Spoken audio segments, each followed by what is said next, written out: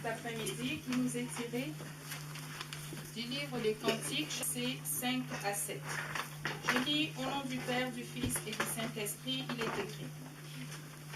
Qui est celle qui monte du désert, appuyée sur son sein bien-aimé? J'étais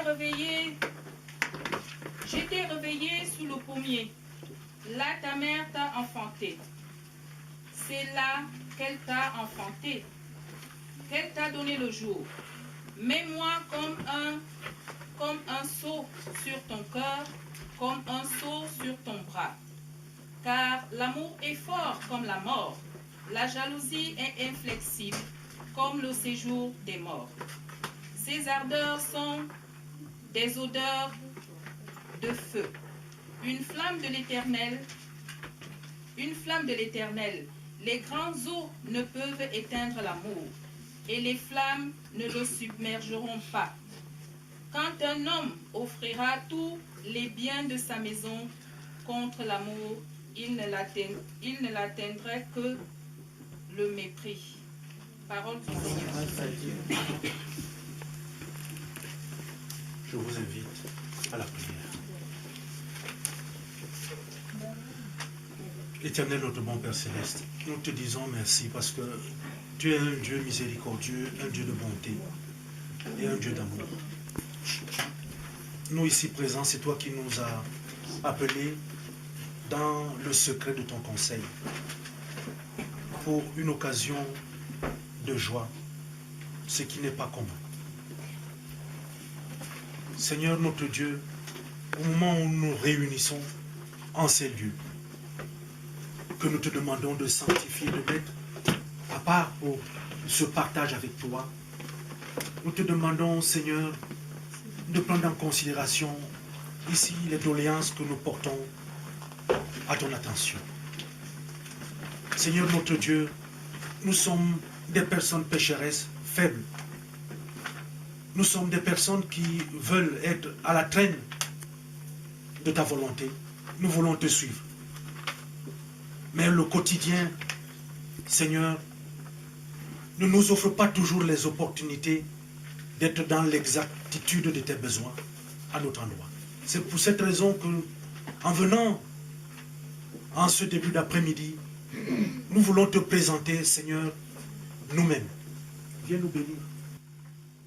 Bénis également tous les dirigeants, où qu'ils se trouvent, qu'ils soient bons pour les encourager, qu'ils soient mauvais, pour qu'ils ne disent pas que tu n'as pas soutenu, afin que le moment venu, chacun d'entre nous soit devant sa responsabilité devant toi. Viens bénir notre assistance. Permets, Seigneur, que la parole qui va être délivrée nous soit utile maintenant et à jamais. C'est au nom de ton Fils Jésus-Christ que nous avons prié. Amen. Bien-aimés dans le Seigneur,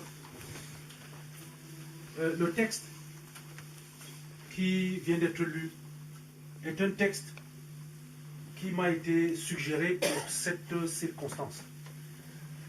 Eh bien, nous sommes à une double fête, parce qu'il y a l'anniversaire de la petite communauté qui existe encore aujourd'hui, Paris-Nord, de l'église presbytérienne, mais le destin a voulu que le chiffre 30, n'est-ce pas, tombe dans cette communauté, parce que Paul et Henriette, qui sont membres, n'est-ce pas, nous révèlent à ce moment-là qu'il y a une histoire.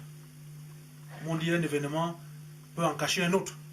On avait pensé depuis qu'on va faire la fête de notre petite communauté, parce que ça fait 2 ans, mais du coup, il y a un autre événement qui est venu, n'est-ce pas, donner une autre tonalité. Quand on parle d'anniversaire, c'est un événement qui s'est déroulé un jour au cours d'une année, et l'année d'après, on pense qu'on peut quand même se réunir pour faire quelque chose. Il faut dire que ce n'est pas tout le monde qui fête. Ce n'est pas tout le monde qui fête. C'est-à-dire que ce n'est pas tout le monde qui, le moment venu, le jour où son anniversaire est arrivé, qui va se lever pour le faire. Quand on rentre même dans les évangiles, il nous a dit que Jésus-Christ, n'a jamais fêté, n'est-ce pas, d'anniversaire. Et le plus souvent, plusieurs courants religieux refusent même que l'on fasse des fêtes d'anniversaire. Parce que les 2 fois où l'anniversaire est mentionné dans la Bible, ça s'est toujours terminé par des tragédies. Toujours. Mais ce qui pousse quand même à fêter, c'est que c'était des fêtes des profanes. C'était des gens qui ne croyaient pas en Dieu. Parce qu'il y avait le pharaon dans l'Ancien Testament, et puis il y a le roi Hérode qui pendant la fête, vraiment on lui demande la tête de Jean-Baptiste et il va donner l'autorisation qu'on aille. Bon, voilà. Eh bien, chers amis, fêter un anniversaire, c'est quand même faire un retour en arrière. Et aujourd'hui, moi je me suis posé la question et j'ai demandé qu'est-ce qu'on peut partager un jour d'anniversaire. Quand on fête, ce n'est pas simplement fêter. Parce que partir d'une année à une autre, il y a des choses qui se passent. Et qui font qu'à un moment donné, quand on veut fêter, on se pose quand même la question de savoir, mais au fond, comment ça s'est passé de l'année dernière à cette année, comment est-ce que j'ai vécu? Et puis, on peut faire un petit bilan. On mène une petite réflexion personnelle. Parce que fêter, c'est aussi regarder ce qui va venir après. Eh bien, moi, je suis allé chercher dans la Bible. Comme pasteur ou bien comme chrétien, ce n'est que dans la Bible que je peux aller chercher quelque chose. Fêter un anniversaire, c'est déclarer quand même que Dieu m'aime. Même si vous êtes païen. Mais si vous avez traversé une année, ça veut dire qu'il y a de l'amour. Ça veut dire que Dieu vous aime. Parce que personne d'entre nous n'a fait un examen ici pour être vivant aujourd'hui. Nous voyons très bien ce qui se passe dans les pays à l'heure actuelle. On ne sait jamais où ça peut arriver. Si on parle donc d'amour, je me suis dit, je ne peux chercher l'amour que dans le texte de la Bible qui parle le mieux de l'amour. Et donc, le texte que nous avons suivi la lecture tout à l'heure, dans le Cantique des Cantiques. Le Cantique des Cantiques, c'est un ensemble de chants et de poèmes qui présentent ici des échanges entre un homme et une femme. Qui, pendant qu'ils font ces échanges-là pour parler de l'amour, ils prennent à témoin et la nature et les personnes. Mais seulement, le Cantique des Cantiques a toujours posé problème parce que tous les interprètes, tous les auteurs, tous les théologiens, les ingénieurs ont peur du Cantique des Cantiques parce que c'est un livre qui parle de l'amour d'une façon crue, qui dit des choses tellement fortes que la pudeur fait que l'on évite le plus souvent de traiter un sujet parlant d'amour à travers le Cantique des Cantiques. Mais moi, je ne voudrais pas aller loin. Nous sommes à un jour d'anniversaire. 2 ans de vie d'une communauté chrétienne, ça veut dire quoi? Ça veut dire que c'est des personnes, des hommes, des femmes qui se regroupent pour prier ensemble. Et après un parcours de 2 ans, on s'arrête. Seigneur, tu nous aimes, nous sommes là. Mais on fait quand même un bilan. Je ne parle pas de 30 ans d'une vie à 2. Mais qu'est-ce que ce texte peut nous donner? Moi, je me suis arrêté au niveau du verset 7. C'est là où je prends 2 éléments. Je m'en vais vers la fin. Si vous ne suivez pas l'évolution, je vais bientôt boucler. Le verset 7 dit ceci. Les grandes eaux ne peuvent éteindre l'amour. Les grandes eaux ne peuvent éteindre l'amour. Et les fleuves ne la submergeraient pas. Et la dernière partie dit, quand un homme offrirait tous les biens de sa maison contre l'amour, il ne s'attirerait que le mépris. Eh bien, moi, ça m'interpelle. Je dis les grandes eaux. Mais quand on parle des grandes eaux, on voit ici, dans l'Ancien Testament, il y a le déluge. Ça, c'est les grandes eaux. Mais qu'on vous dise que cela ne peut pas éteindre l'amour. Prenons l'amour comme c'était une flamme qu'on a allumée. Et que l'eau, les grandes eaux se déversent. Et on nous dit vraiment, le roi Salomon nous dit que ça ne peut pas éteindre l'amour. Quand je parle de flamme allumée, vous comprenez bien que c'est en image. Parce que l'amour, c'est une flamme. Si, bon, pour ceux qui n'ont jamais aimé ou qui n'ont jamais été aimés, enfin, c'est un sentiment qui est comme une... C'est une flamme. Quand ça s'allume, et on vous dit que les grandes eaux ne peuvent pas éteindre. Qu'est-ce que cela signifie? Moi, je vous propose pour la suite un petit sujet. L'amour face aux intempéries. L'amour face à quoi? Aux intempéries. Vous savez, les intempéries, bon, parce que là, on parle des eaux. Bon, comme sur les grandes eaux, mais il y a aussi les petites eaux.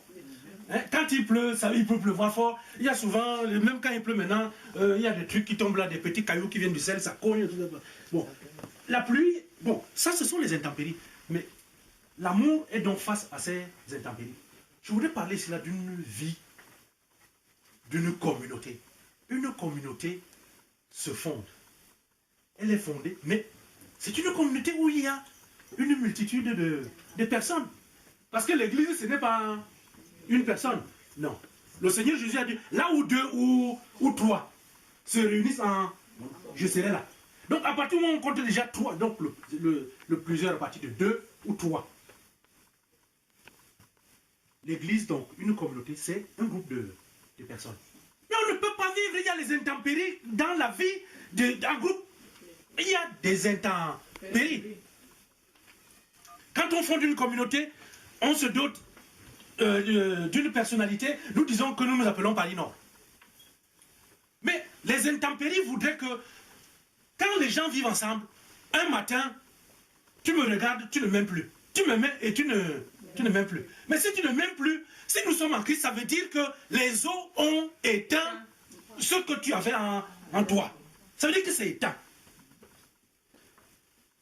Et pourtant, parlant de l'amour, l'exemple qu'ils nous ont donné, c'est que les eaux ne doivent pas submerger l'amour. Ça ne doit pas éteindre.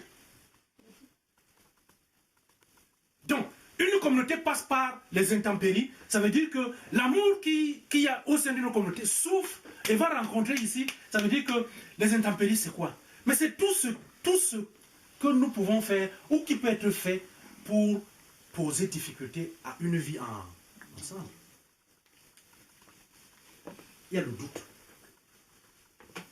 Les eaux qui menacent l'amour, il y a le doute. Ça veut dire que si vous arrivez à douter de celui avec qui vous vivez, l'amour, là, commence à... Ça veut dire que c'est... Le doute.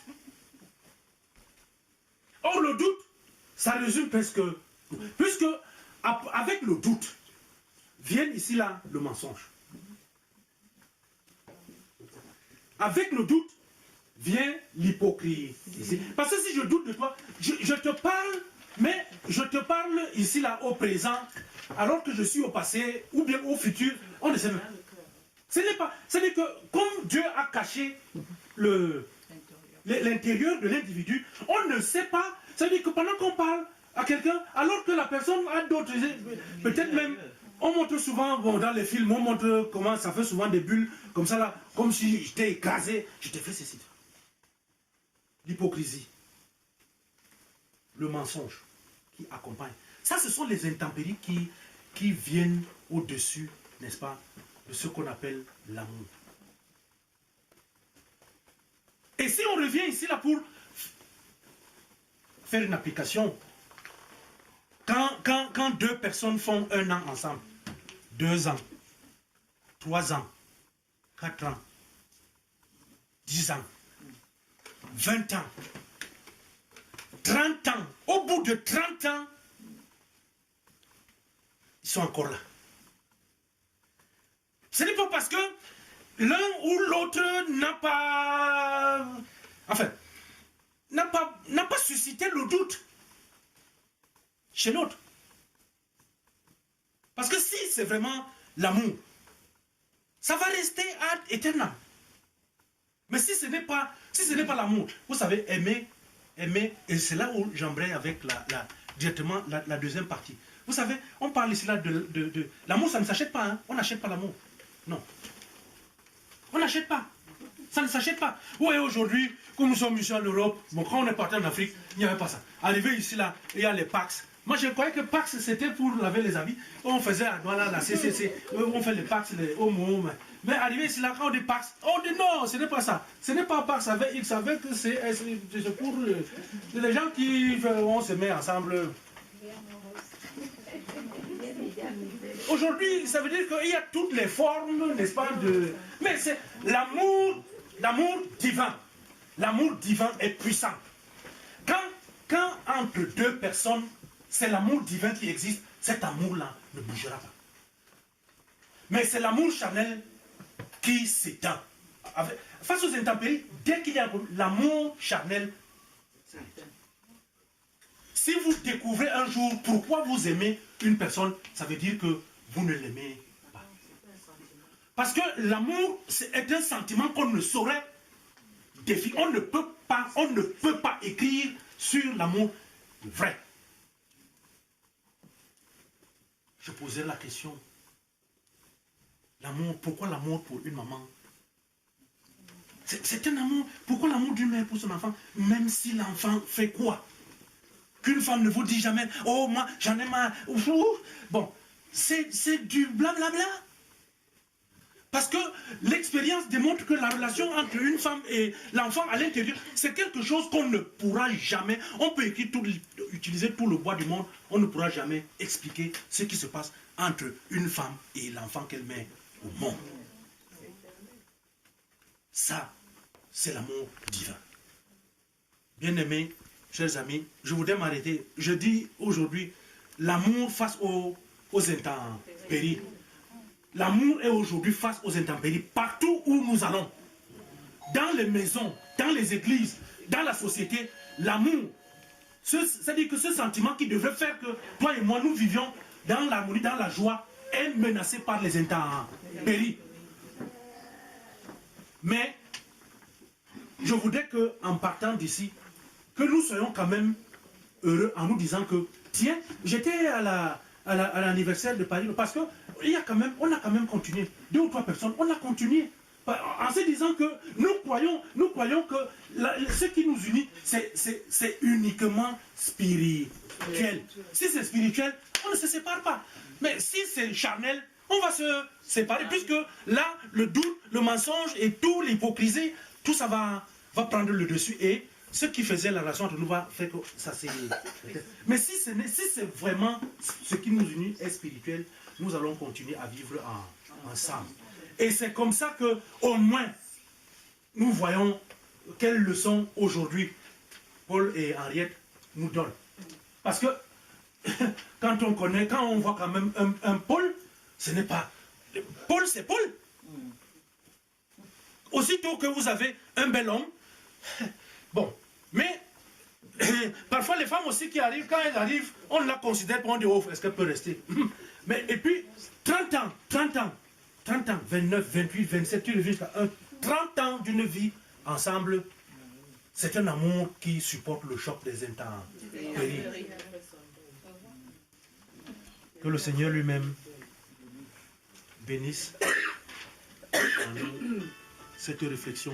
Allons nous battre pour que, si nous aimons vraiment, que les intempéries ne traversent pas les thèmes parce que nous avons. Amen. Amen.